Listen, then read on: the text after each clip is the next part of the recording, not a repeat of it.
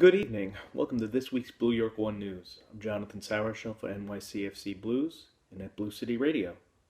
And this week we're going to briefly touch upon 2 weeks ago the game, the new NYCFC's last game, and preview this week's upcoming game after NYCFC had an off week.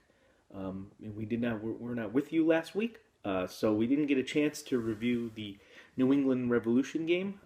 Very briefly, we did not play very well and got a draw that we probably did not deserve. But on the interesting note, we saw Quadrupoku start and play almost 75 minutes on that day. The team did not play up to its level, according to Patrick Vieira, and he wants to see more from them. And in some ways, the bye week came at the perfect time for NYCFC. We come back fully fit, other than Frank Lampard, Connor Brandt, and Jack Harrison, and ready to take on the Chicago Fire this week at Yankee Stadium, ending our 4-game homestand. Sunday night, 7 p.m. is kickoff, and it's a rematch of the season opener that was in Bridgeview, Illinois, and NYCFC won that game 4-3. That game was highlighted by the complete and utter lack of defense by either team. I expect that'll be a little bit different this game. One, it is played on a narrower field. Yankee Stadium has an effect of sort of reducing some of the craziness. I do not think it'll be nearly as open as it was on the opening week. I also think that NYCFC's defense has steadily improved. Their goal allowed against New England was on a set piece. They're actually only allowing about 12 shots per game, which is near the bottom of the league. Near the fewest amount in the league. It's about 15th or so right now. So NYCFC has been, slowly improving, be it with a back three or a back four, which we aren't really sure what we'll see this weekend. We played a back four against Chicago in week 1. It left Andrea Pirlo alone as a holding midfielder, and that did not seem to work. But since that game, we have seen the insertion of Federico Bravo as a regular into the starting lineup, and he will certainly be in the lineup no matter what formation they play. He's proven in the last game that he can play at center back and play quite well. So there is an expectation that no matter how they line up, he will be there to help Andrea Pirlo in his defensive duties. One concern if you play 3 at the back is dealing with the wide play of a team, especially down the wings. Chicago, on paper, could be that team, as they showed in week 1. They could be terrifying in wide areas. But David Accam, not 100% healthy. Kind of the story of his career so far in MLS. He tantalizes with his talent and speed and skill, but he can never stay healthy, picking up numerous little muscle injuries, and he's currently battling another one. So it's right at this time of this recording, which is Wednesday evening, we are uncertain if he will play for Chicago this week. But if he does not, that is a huge loss for them, as it will very much affect what they attempt to do. Gilberto is still their lead striker and has been performing well.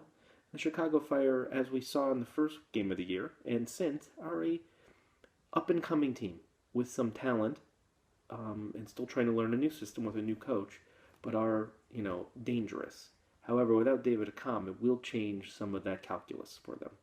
Matt Polster still as at the base of the midfield, it does his job very well, and it'll be up to NYCFC's front three to actually find good scoring opportunities, because that's really been the biggest story so far for NYCFC. Since the week 1, it hasn't been their defense that's been the culprit. The last few games, it's actually been their attack. David Villa has been quiet by his standards, and his supporting attackers have not offered nearly enough danger. They have not picked out the right pass, they have not threatened the goal enough, and really, if it wasn't for Tommy McNamara, David Villa wouldn't have any support so far. You can expect Tommy McNamara to certainly start again. But the question would be if David Villa perhaps moves out into the left wing for this game and they put Patrick Mullins through the middle. In some ways, that could certainly benefit NYCFC. David Villa could find more space on the left-hand side. It would also allow him to link up directly with Tommy McNamara, who plays as a left-attacking midfielder. And Patrick Mullins could then take away the attention of the opposing center backs because he's proven over 2 years that he can score in MLS and he can occupy the defenders. So perhaps we will see that change. I certainly hope for it, and it'll be interesting to see if Patrick Vieira has decided to go that route, as Kyrie Shelton, Steven Mendoza, and Tony Taylor have all shown similar proclivities for not delivering the final ball, which is really what you need from your wide players in a three-man attack. Mix Diskerud is likely going to slot back into the starting lineup after his time with the United States men's national team. Kwadwo Poku had done well in taking his place a couple weeks ago, but Mix will probably get his starting spots back, and deservedly so, as he has done well this season, while questions still remain about his overall impact on the team, his best position, and if ultimately he is worth the money he's being paid. Those are completely different conversations from the fact that he has been pretty good through the first 3 games of the season that he played.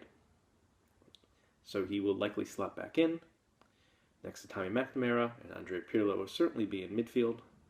Federico Bravo is going to be in there in some way, shape, or form.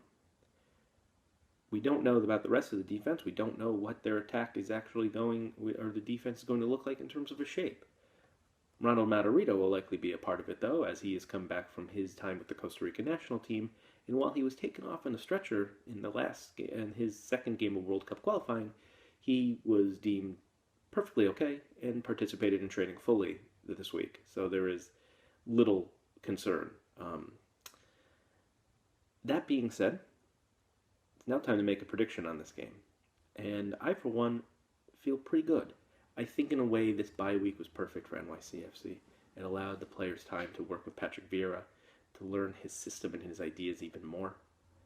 Everybody's come back healthy and ready to go. There's no additional injuries, and we are even closer to seeing some of the other players come back, including RJ Allen, who has been participating in full training, both as a right back and a right wing. So perhaps RJ Allen could get an appearance. He does put in a nice cross, so maybe it's not the worst idea in the world to see him out there in more of a forward position. That being said, I still feel ultimately that this is a really good chance for NYCFC to end their homestand on a good note against the team that they have played already and are comfortable playing and should be ready and understand what to expect from the Chicago Fire. Chicago is, while an improving team, still has holes and has a lot to work on. Of note, Chicago has not won an MLS regular season home game since July 2014. They will tie the MLS record for futility in that area if they do not win on Sunday. I did not make up this stat, so please, if something goes wrong, do not blame me for the jinx. I got this from @NYCFC fan on Twitter, so you can just point that out. I'm just repeating it. However, it is an amazing statistic when you ultimately think about it, that a team could go that long without running a road game. And I hope and I think that streak will continue for them.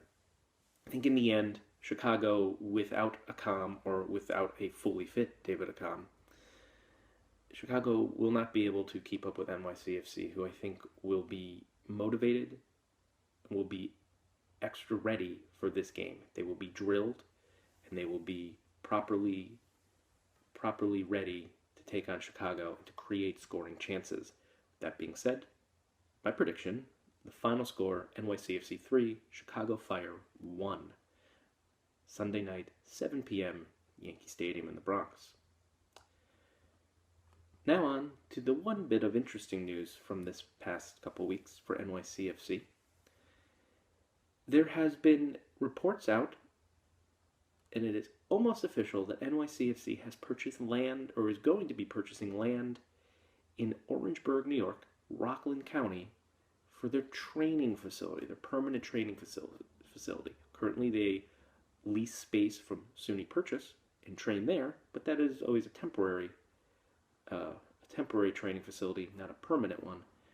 But as the story goes, they are going to be buying approximately 13 acres of land from the town on on land that used to be part of the Rockland Psychiatric Center in Rockland County, New York, and will build their permanent training facility there. This was first reported by Empire Soccer and was reported by a local newspaper in Rockland County as well at the same time. So supposedly it is basically just a simple sign-off, and the town needs to sign off on their end, but they don't expect many obstacles, so hopefully that will be officially announced soon, and construction can begin at some point in 2016. And it'll certainly be a good sign for NYCFC to put down some permanent training facility roots as they continue to look for their permanent stadium location in the 5 boroughs. But that is a potentially exciting thing, and we look forward to bringing you more news on their training facility in Rockland County.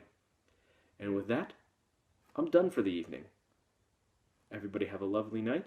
Check us out, NYCFC Blues, at Blue City Radio, podcast, at Blue York 1, for all your video needs, including fan cam from the games.